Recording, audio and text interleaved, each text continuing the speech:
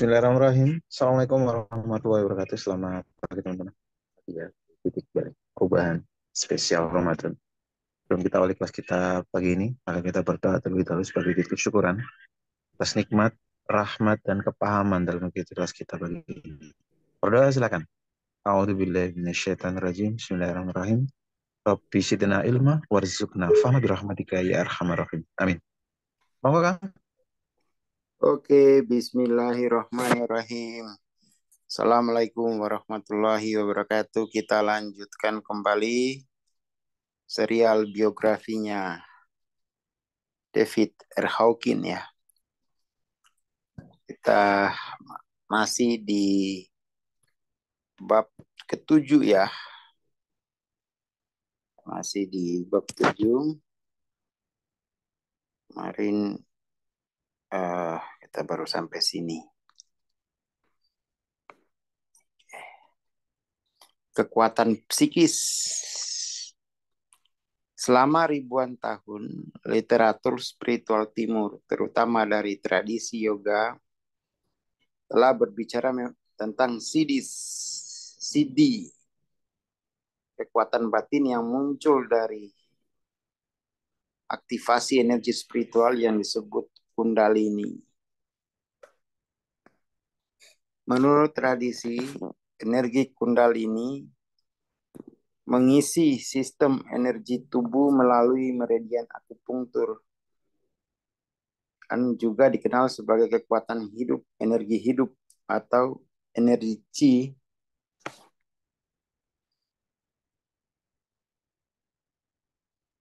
Kundalini adalah istilah Sanskerta yang berarti melingkar seperti ular. Karena energi dikatakan tidak aktif dan melingkar seperti ular di dasar tulang belakang, di mana cakra dasar berada. Begitu kundalini bangkit, fenomena siddhi dapat muncul secara alami. Siddhi dimulai bagi Hawkins tak lama setelah transformasi 1965-nya. Dalam kasusnya, pengalaman sensasi dan pengalaman energetik berlangsung selama lebih dari 5 tahun. Mereka datang secara mandiri dan spontan. Awalnya, energi kundalini mulai mengalir setiap kali dia memejamkan mata. Hawkins akan memasuki keadaan bahagia, mengalami energi yang sangat menyenangkan, mengalir di punggungnya, turun ke wajah, ke daerah jantung, dan akhirnya mengalir ke otak. Hawkins menggambarkan energi yang melonjak ini yang sering disertai dengan sensasi terbakar sebagai sesuatu yang indah dan bahkan orgasmik.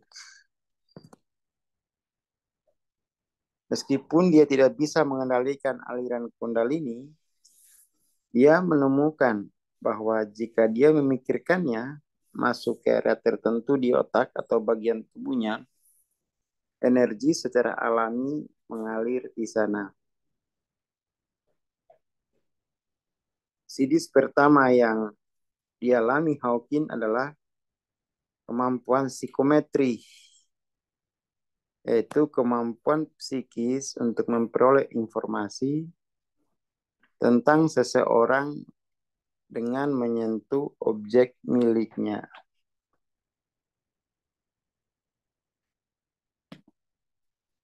Sebuah syal tertinggal di kantor Hawkins. Hawkins mengira itu milik seorang pasien dan sambil bertanya-tanya siapa itu, dia mengambilnya, langsung tahu itu milik sekretarisnya Estelle.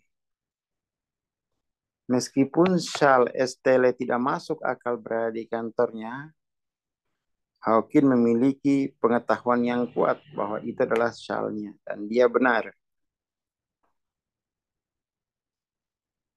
Dengan fajar sidis, cahaya sidis kali ya, Hawkins memperhatikan bahwa apa yang dia pegang dalam pikiran sebagai keinginan, cenderung muncul dengan cepat di luar kebetulan. Misalnya, setelah dia berkendara ke New York City untuk menonton opera di Lincoln Center, tempat parkir segera tersedia tepat di depan area lalu lintas yang sangat sibuk. Karena keadaan batinnya, Hawking melaporkan kejadian seperti itu menjadi umum dan bahkan tidak mengejutkan ketika itu terjadi. Dia juga menyadari bahwa dia sekarang memiliki kemampuan untuk menavigasi wilayah asing tanpa menggunakan peta. Hanya dengan mengingat tujuan target, dia secara intuitif tahu kapan dan di mana harus berbelok. Dia bisa berkendara ke tempat-tempat yang belum pernah dia kunjungi tanpa arah dan tidak tersesat.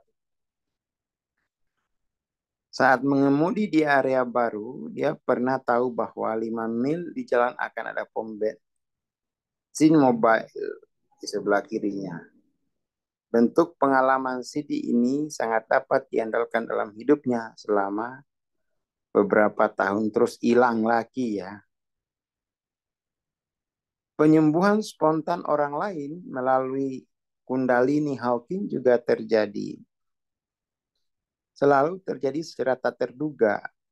Penyembuhan ini terwujud bagi orang-orang dengan gejala psikosis, depresi, dan penyakit fisik yang masuk ke dalam auranya. Sementara Hawking hanya menyaksikan kejadiannya. Suatu ketika, seseorang yang lumpuh berjalan dengan susah payah, duduk di dekat Hawking di bangku taman, dan setelah 5 menit bangkit dari perjalanan, setelah 5 menit bangkit dan berjalan pergi tanpa pincang. Suatu kali ketika Hawking duduk di bawah jam dinding di luar hotel Biltmore, seorang wanita datang dengan mengoceh dan mengomel. Berbicara sendiri dengan keras melalui halusinasi psikotik. Dia memiliki delusi paranoid tentang seseorang yang seharusnya menemuinya di bawah jam dinding dan membuat alasan mengapa pacar ilusinya tidak ada di sana. Jelas bagi Hawking bahwa tidak ada orang yang datang. Energi spiritual mengalir dari hatinya, dari jantungnya, ke wanita delusi itu. Setelah beberapa menit, dia berhenti mengomel dan tenang, lalu berjalan pergi dalam keadaan damai dan waras. Kalau Mas Imam pintar kayak gini, itu banyak nanti pasien yang datang. Aura energi yang terpancar dari kehadiran memiliki kapasitas tak terbatas. Orang-orang ingin duduk di dekatnya karena di medan energi itu mereka secara otomatis masuk ke keadaan kebahagiaan atau kesadaran yang lebih tinggi dan mengalami perasaan cinta, kegembiraan, dan penyembuhan ilahi itu. Di dalamnya, orang-orang yang terganggu menjadi tenang dan sembuh sendiri ya. Jadi medan kehadirannya itu, medan kehadirannya bisa meregulasi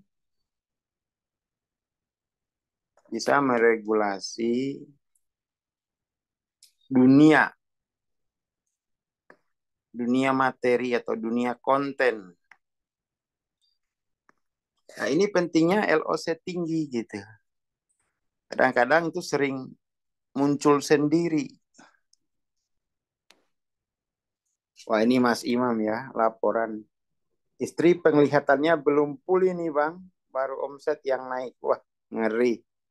Udah punya kekuatan CD ini, omsetnya naik. Luar biasa. Ya, naikin lagi LOC-nya gitu. Akhirnya dia terbiasa dengan peristiwa sinkronis ini dan hampir mengharapkannya, meskipun selalu menyenangkan setiap kali itu terjadi. Sebagai seorang psikiater, ia menemukan pengalaman seperti itu menghibur.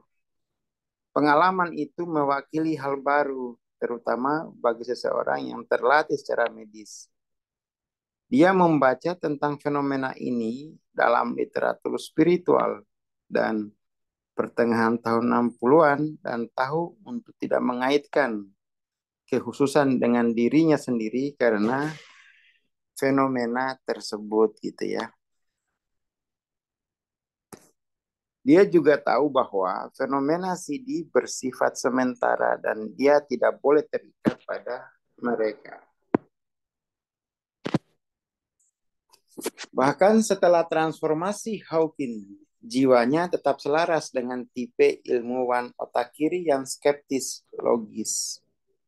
Dia skeptis tetapi pragmatis. Dia tidak sepenuhnya mengabaikan sesuatu karena tampaknya tidak mungkin. Dia terbuka untuk bereksperimen dan menjelajahi berbagai hal yang tabu, tetapi membuktikan bukti langsung untuk memvalidasi fenomena apapun. Dia berpikirnya induktif ya. Meskipun aspek yang paling menggoda dari CD adalah fenomena paranormal, seperti telepati, telekinesis, kemudian mengamati aura dan levitasi. Levitasi itu kayak bisa duduk tapi bisa terbang gitu. Ternyata semua fenomena tersebut bisa muncul secara spontan saat Kundalini terbangun. Beberapa CD ini menurut Hawking dapat dilatih dalam kondisi tersebut atau kondisi tertentu. Selama persahabatannya dengan Bill Wilson di akhir tahun 60-an, mereka menjelajahi beberapa fenomena psikis dan CD yang menyertai kondisi kesadaran spiritual mereka. Wilson sangat berpikiran terbuka dalam semua bidang investigasi dan menjelajahi paranormal secara ekstensif di bagian akhir hidupnya, ketika ia hanya memainkan peran kecil di Alcoholics Anonymous.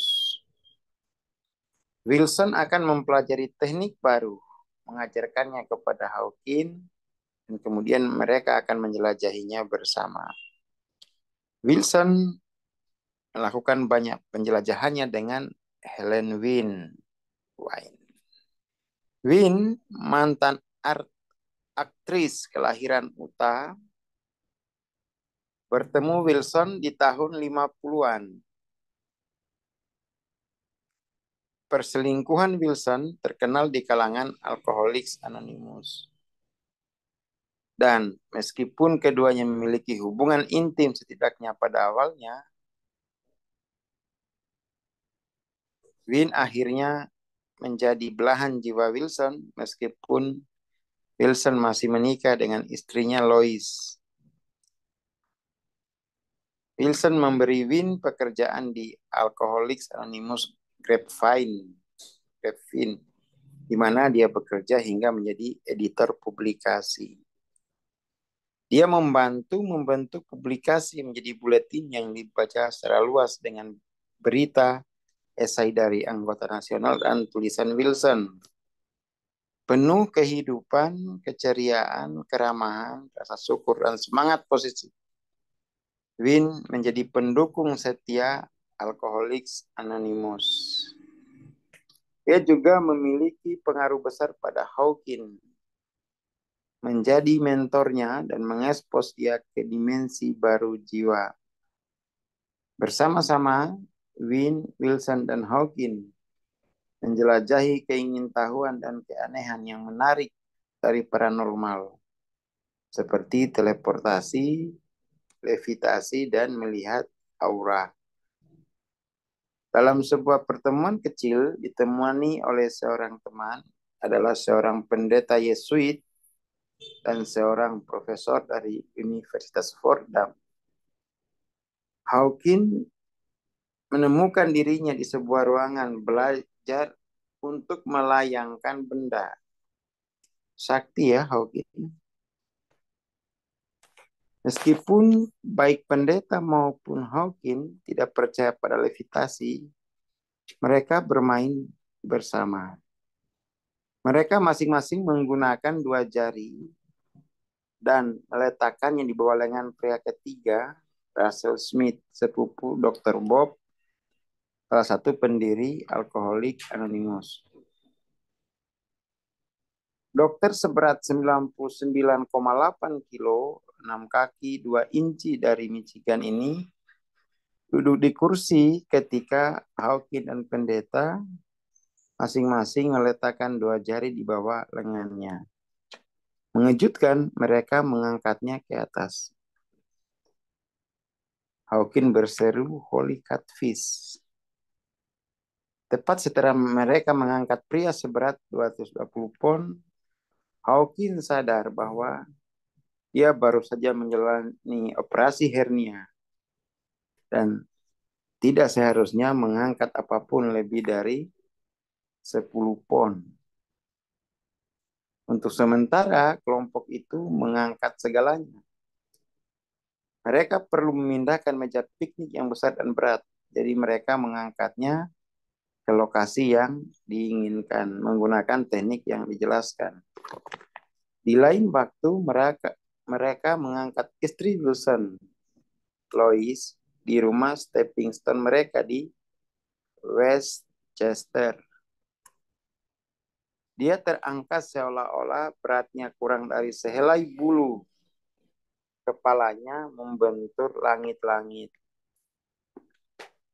Win tampaknya mahir melihat aura, tapi Hawkins skeptis. Win berkata, "Ayo, saya akan menunjukkan cara melakukannya. Duduk di sini di sebelahku." Hawkins duduk seperti yang diinstruksikan Win, sementara dia mengarahkan perhatiannya ke seorang pria di seberang meja. Lihat di luar dia dan beberapa inci di atas puncak kepalanya. Bujuknya. Dulu saya waktu di Bandung, saya pernah diberitahu sama Dokter Hari ya. Dokter Hari itu yang membuat metode bioenergy power. Diberitahu cara melihat aura gitu ya. Cuman saya kurang telaten.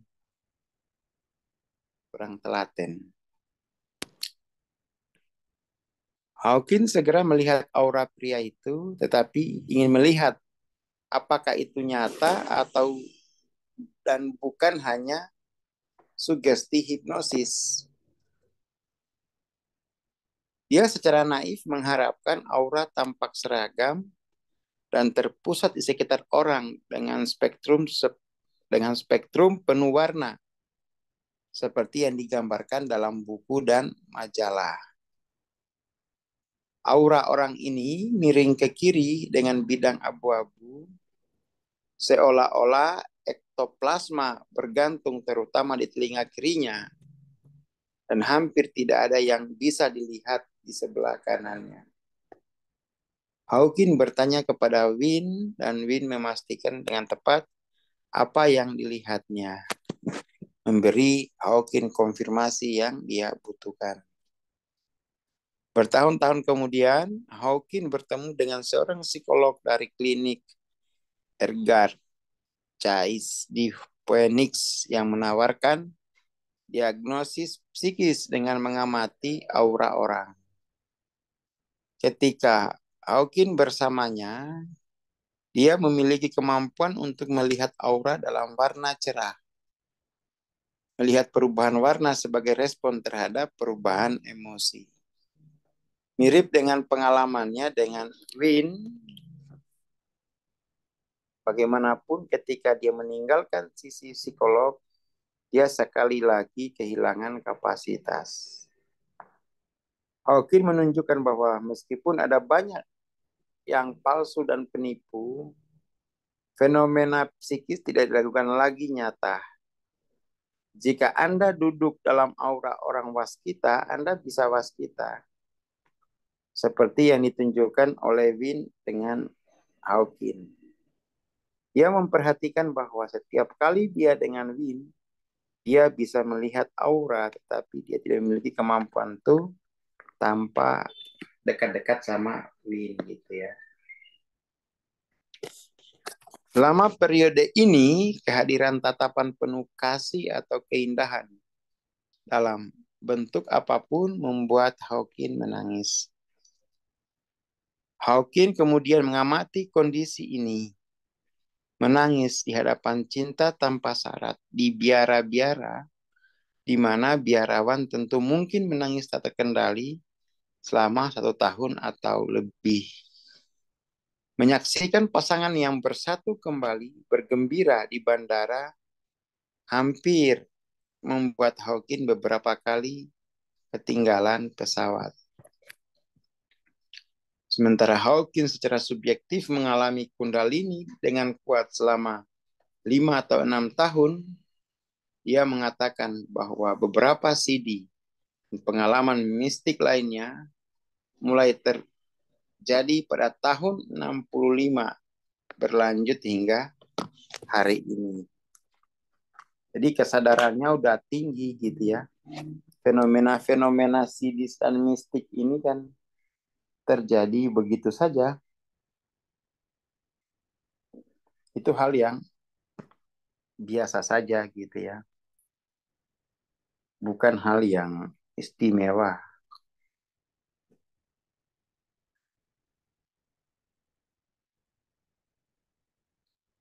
Seperti itu.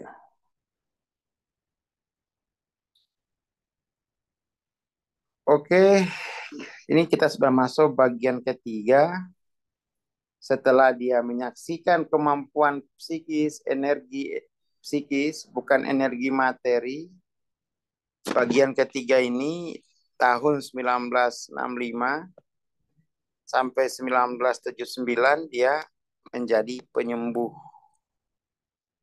Menjadi penyembuh. Nanti kita lanjutkan sore ya. Hari ini kita hanya menghabisin bab 7. Ya, dari menyaksikan fenomena kekuatan batin itu real, nggak bisa lagi dipungkiri meskipun banyak penipu. Ya, banyak penipu dan pemalsu, tetapi dia punya teman-teman. Dia punya teman-teman yang mampu melakukan itu. Lalu kemudian di bab 8 ini, dia menjadi penyembuh. Saya kira ini makin menarik ya. Makin menarik memperlihatkan potensi yang mungkin teman-teman alami, potensi yang mungkin teman-teman bisa aktual kalau terus menjaga, terus progresif ya. Dan apa itu potensi yang akan muncul itu kita tidak pernah tahu potensi seperti apa. Kejeniusan seperti apa, kita nggak pernah tahu. Saya nggak pernah membayangkan bahwa saya akan membuat grammar bahasa Muna. Nggak pernah terbayang. Bahkan seluruh orang Muna dari dulu 800 tahun yang lalu sampai sekarang itu mungkin nggak pernah berpikir bahwa bahasa Muna itu bisa dibuat sistem grammarnya. Dan itu akhirnya selesai juga hari ini. Gitu. Saya kira itu ya. Terima kasih. Selamat pagi ya. Kita lanjut sore. Assalamualaikum warahmatullahi wabarakatuh. Waalaikumsalam warahmatullahi wabarakatuh. Terima kasih Bang Sar, terima kasih teman-teman. Jangan lupa ya, insya Allah kita akan ketemu lagi nanti sore ya. Untuk teman-teman yang mau mengulangi materi, bisa simak di Evolusi Jiwa ya. Jangan lupa komen mengenai apa yang perlu dibahas atau apa yang topik apa yang bisa diangkat ya. Terima kasih. Assalamualaikum warahmatullahi wabarakatuh. Selamat pagi dan selamat beraktivitas.